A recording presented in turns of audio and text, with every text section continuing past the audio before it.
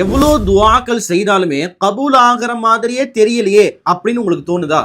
நல்லா தெரிஞ்சுக்கோங்க, அல்லாஹ் துவாக்களுக்கான பதில தாமதம் செய்வானே தவிர அதற்கான பதில் தராமல் ஒருபோதும் இருக்க மாட்டான்.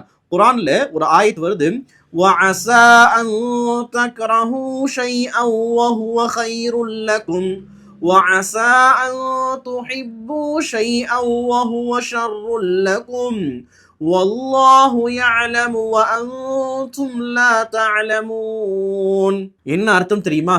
ஒரு விஷயத்தை நீங்க வெறுப்பீங்க, ஆனா வெறுக்கக்கூடிய அந்த விஷயம் உங்களுக்கு நலவானதாக இருக்கும்ன்றதே உங்களுக்கு தெரியாது.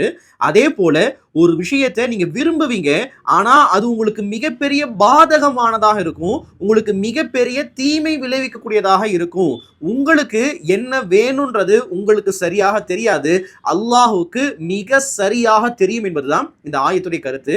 நாம பல நேரங்கள்ல நமக்கு எது தேவை எது தேவை இல்லைன்றதே தெரியாம அந்தந்த சூழல்ல நம்முடைய உள்ளத்துக்கு என்ன தோணுதோ அதை துவாக்களா கேட்டுறோம். ஆனா நம்மை படைத்த அல்லாஹுக்கு நமக்கு உண்மையிலேயே எது தேவைன்றது மிக சரியாக தெரியும். அதனால நம்ம கேட்கக்கூடியது தேவை இருந்தால் நமக்கு உண்மையிலேயே மிக சீக்கிரமாக கிடைக்கணுமா தாமதமாக கிடைக்கணுமா என்பதை அல்லாஹ் முடிவு செய்து கண்டிப்பாக தருவான். துவாக்களை தயவு செய்து தாமதமாகுதுன்னு சொல்லி துவாக்களை விட்டுறாதீங்க. எவ்வளவு தாமதமாக கிடைச்சாலும் தாமதமாக கிடைக்கக்கூடிய ஒவ்வொரு நேரங்கள்லையும் நமக்கு நன்மைகள் கிடைத்து கொண்டே தான் இருக்கும். எனவே துவாக்கள் செய்து கொண்டே இருங்க.